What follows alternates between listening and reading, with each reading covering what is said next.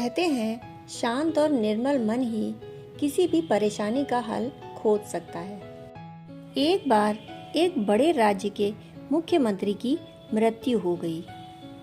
उस राज्य का नियम था कि मुख्यमंत्री का चुनाव देश में जो सर्वाधिक बुद्धिमान आदमी हो उसकी खोज करके किया जाए। सारे देश में परीक्षाएं हुई, 3 बुद्धिमान लोग खोजे गए। अब अंतिम परीक्षा होगी और उन 3 में से जो सर्वाधिक बुद्धिमान सिद्ध होगा वह बड़ा वजीर बनेगा। अंतिम परीक्षा के लिए वे तीनों व्यक्ति राजधानी लाए गए। तीनों काफी चिंतित रहे होंगे, जीवन मरण का सवाल था। वे तीनों यह चाहते थे कि कहीं से पता चल जाए कि परीक्षा में क्या प्रश्न आएगा। वे नगर में आए तो और भी हैरान हुए। नगर में राजधानी के प्रत्येक निवासी को पता था कि परीक्षा होने वाली है। जिससे भी पूछा उसने कहा निश्चिंत रहो, राजा ने बहुत दिनों से एक भवन बना रखा है। उस भवन में तुम तीनों को कल बंद कर दिया जाएगा। उस भवन के द्वार पर उसने एक ऐसा ताला लगवाया है जिसकी कोई चाबी नहीं है। वह ताला गणित की एक पहेली है। उस पहेली के अंक ताले पर खुदे हुए हैं। जो इस पहेली को हल कर लेगा वह दरवाजा खोलकर बाहर निकल आएगा और जो पहले बाहर निकलेगा वही बड़ा वजीर बनाया जाएगा। वे तीनों ना तो कोई चोर थे कि ताले के संबंध में समझते, ना ही कोई इंजीनियर थे और ना ही गणित के कोई जानकार थे। इनमें से एक तो जहां उसे ठहराया गया था वहां चुपचाप चादर ओढ़कर सो गया। बाकी 2 लोगों ने सोचा कि यह तो बड़े झंझट का काम है। वे परेशान थे, भागे हुए राजधानी में गए, ताले वालों से मिले, गणितज्ञों से मिले, इंजीनियरों से मिले, कुछ किताबें पहेलियों की ले आए। रात भर किताबें पढ़ते रहे।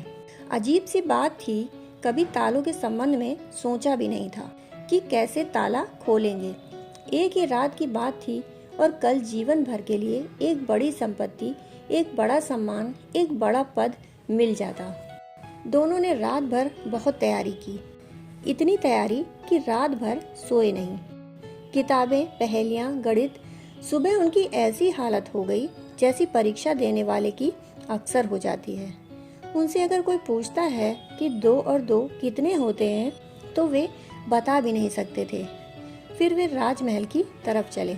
जो साथी सोता रहा था वह भी उठा, गीत गाता रहा, स्नान किया, वह भी उनके पीछे हो लिया। उन दोनों ने सोचा यह आदमी क्या करेगा, इसने तो कोई तैयारी भी न की। लेकिन कई बार ऐसा होता है कि जो तैयारी नहीं करते वे कुछ कर ले जाते हैं और कई बार ऐसा होता है कि जो बहुत ज्यादा तैयारी करते हैं वे पिछड़ जाते हैं। वे तीनों राजमहल पहुंचे। अफवाह सच थी, उन्हें एक कमरे में बंद कर दिया गया। सम्राट ने कहा यह ताला लगा है, इस ताले की कोई चाबी नहीं है। अगर कोई इस पहेली को हल कर ले, जो अंक इस पर खुदे हैं तो बाहर निकल आएगा। जो पहले निकल आएगा वही वजीर हो जाएगा। मैं बाहर प्रतीक्षा करता हूँ। वे तीनों अंदर बंद कर दिए गए।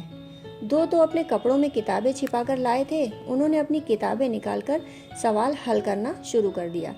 एक जो रात भर सोया रहा था वह फिर एक कोने में आंख बंद करके बैठ गया। वे दोनों हैरान हुए कि यह आदमी किस लिए आया है।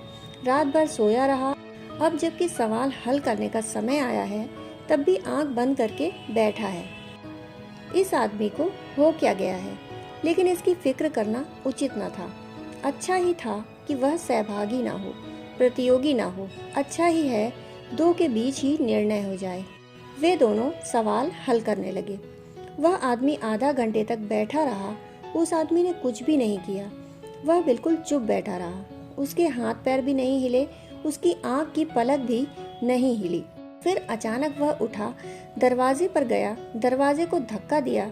दरवाजे में ताला लगा ही नहीं था, दरवाजा केवल अटका था। वह बाहर निकल गया। सम्राट उसे लेकर भीतर आया और उसने कहा, मित्रों अब अपना काम बंद कर दो। जिसको निकलना था वह निकल गया। वे दोनों बहुत हैरान हुए।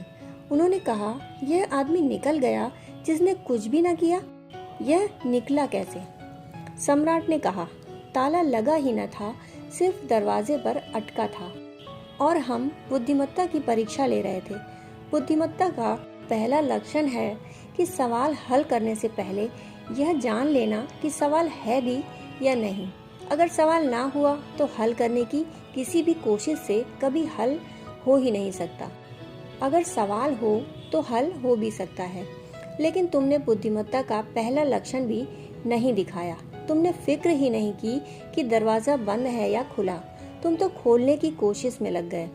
तुम कैसे खोल पाओगे? दरवाजा बंद हो तो खोला जा सकता है, दरवाजा तो खुला है। तो फिर खोलने का कोई रास्ता ही नहीं, कोई मार्ग ही नहीं। इस आदमी ने बुद्धिमत्ता का लक्षण दिखाया। इसने पहले जांच की कि दरवाजा बंद है या खुला। इसको हम वजीर बनाते हैं। उन दोनों ने उस आदमी से पूछा, तुमने ये कैसे सोचा कि दरवाजा बंद है या खुला?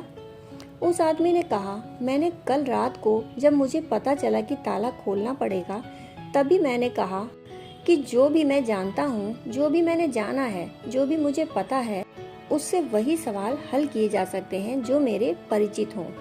अपरिचित को परिचित ज्ञान के आधार पर कभी भी हल नहीं किया जा सकता। हम जो जानते हैं उसी को हल कर सकते हैं, उसके द्वारा जो हमने पीछे सीखा है। फिर मैंने सोचा, एक ही रास्ता है कि मैं अपने मन को शांत कर लूं और जो मैं जानता हूं उसे भी भूल जाऊं। तो शायद जो मैं नहीं जानता उसकी झलक मेरे प्राणों में, मेरे मन में आ जाए। इसलिए रात भर मैं भूलने की कोशिश करता रहा उसको जिसको मैं जानता था।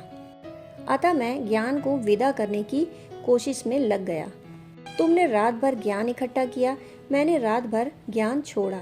मैंने रात भर यह कोशिश की कि सुबह तक मैं बिल्कुल खाली हो जाऊं, एक कोरी स्लेट की तरह जो कुछ भी नहीं जानता।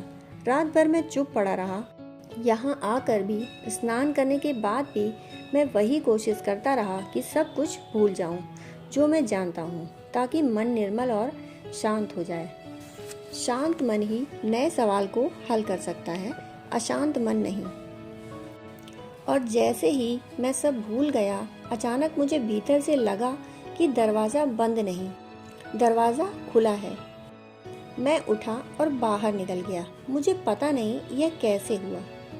तीसरे तरह का आदमी बनना जरूरी है, जो जानते हुए को भूल जाए, विस्मरण कर दे।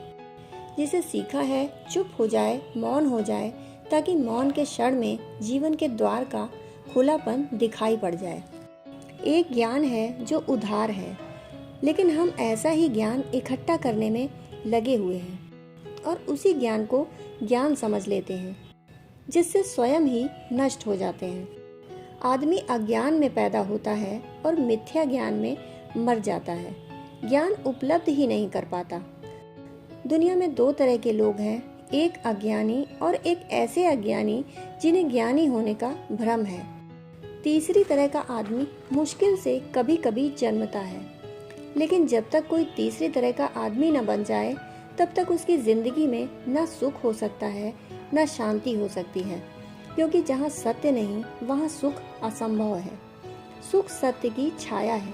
जिस जीवन में सत्य नहीं है, उस जीवन में सौंदर्य असंभव है, क्योंकि सौंदर्य वस्त्रों का नाम नहीं है और न शरीर का नाम है। सौंदर्य सत्य की उपलब्धि से पैदा हुई गरिमा है, और जिस जीवन में सत्य नहीं है, वह जीवन अशक्ति का जीवन होगा, क्योंकि सत्य के अतिरिक्त और कोई शक्ति दुनिया में है ही नहीं। दोस्तों, कहानी सुनने के लिए आपका बहुत बहुत आभार।